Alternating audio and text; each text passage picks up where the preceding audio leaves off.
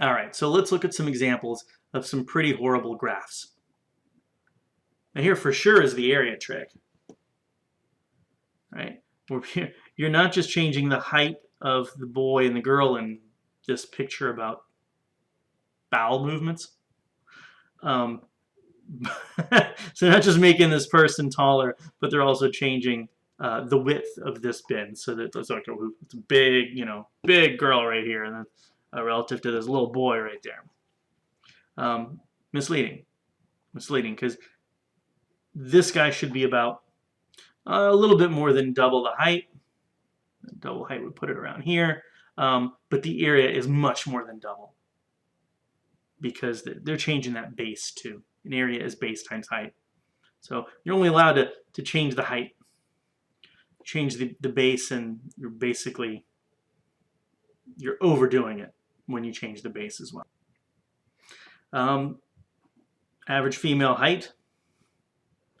All right, so we got a couple of things going on here. I found this one just a couple of days ago.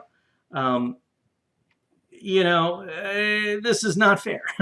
So this is the y-axis trick. The average height in India is 5 foot. But I'm sorry, compared to this Latvian person, Indian women look, like they're about knee-high, like infants. That's the y-axis trick. They're trying to, wow, look how short Indian women are compared to Latvian women. They're not. 5 inches. Not orders of magnitude difference. Right? So again, they're not just varying the height, they're also varying the width. So the entire area changes, but in a way that overdoes it. So both tricks, y-axis and the area trick there. Here's a y-axis issue. So a long time ago, there was this case of this woman who was really sick in a vegetative state, and her husband wanted to pull the plug. The big case was, do spouses have the right to do that? Opinion seemed to vary by party line. That's definitely the story, the narrative that CNN wanted to roll with. And so they showed this graph. They asked a bunch of people, along with USA Today and Gallup poll, they asked them, do you agree or disagree with the court's decision? Now, there was a little bit of a difference. Republicans were at 54% and Democrats were at 62%. But come on, look at those bars.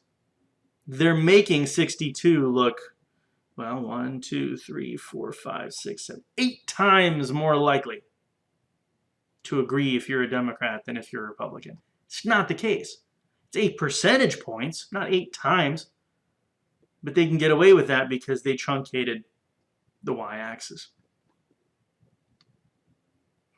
USA Today is horrible for its graphs. It's like infamous for bad graphs.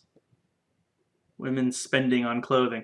I'm sorry, but Connecticut at 975 is not much different from Massachusetts. It's not at 929. It's just not that different. But if you were thinking this was some kind of bar chart, man, it looks like Connecticut women spend twice as much as Massachusetts women do. It's not the case. It's a truncated y-axis thing. Why students avoid school restrooms? Ew. I'm just going to leave that behind. Y-axis trick again. This is Fox News. Right. What would happen if the Bush tax cuts expire? You can tell this is an old one. Back then and now, the opinion changed so much. No, it didn't. It barely budged. It went from 39.6 to 35. But who is looking that carefully? Most people go, oh my God, look at that change. It's huge. They'll tell all their friends. It becomes part of, like conventional wisdom. They're just messing with you because they're messing with this y-axis. Now finally, a pie chart that I can live with.